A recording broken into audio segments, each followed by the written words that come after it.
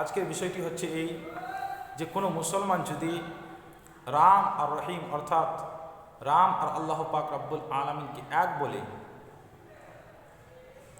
আর কোনো মুসলমান যদি মসজিদ আর মন্দিরকে এক বলে, তাহলে সে কি মুসলমান থাকবে? একবার কোনো মুসলমান কোনো ব্যক্তি এসে জিজ্ঞাসা করলো, কোনো মানুষ যদি রাম আর আল্লাহকে এক বলে আর মসজিদ আর মন্দিরকে এক বলে, তাহলে সে কি মুসলমান থাকবে কি না? এই যে আপনারা বইটি দেখতে পাচ্ছেন, ফতাওয়া শারে বুখারী, এর মধ্যে স্পষ্ট লেখা আছে কোনো ব্যক্তি কোনো মুসলমান যদি এই ধরনের কথা বলে থাকে, সে একদম ইসলাম থেকে বের হয়ে যাবে, সে কাফির হয়ে যাবে, সে মুরতাদ হয়ে যাবে এইগুলো কথা বলার কারণে।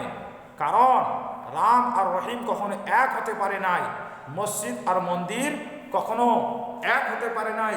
কিতাবের মধ্যে স্পষ্ট দেওয়া আছে কোনো মানুষ এই রকমের এই ধরনের কথা বললে সে কাফির এবং কি মুরতাদ হয়ে যাবে। কারণটা হচ্ছে এটাই, রাম হচ্ছে কোনো এক ব্যক্তির নাম, এটা হচ্ছে একটা মখলুক, আর আল্লাহ হচ্ছেন আমাদের খালিক, আল্লাহ হচ্ছেন আমাদের স্রষ্টা, আর এ হচ্ছে আমাদের।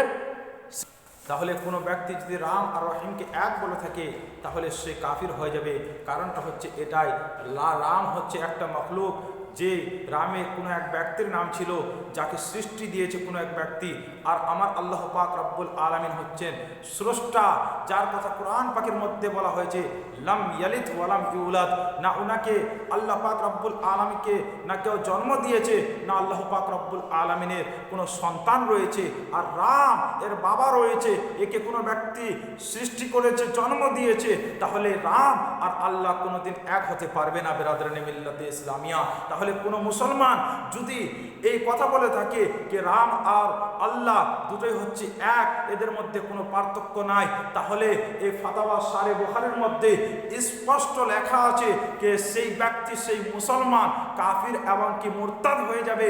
সে যদি বিবাহ করে থাকে তার সব কিছু নষ্ট হয়ে যাবে, আবার পুনরায় বিবাহ করতে হবে, তাকে তাজদীদে ঈমান নিয়ে আসতে হবে।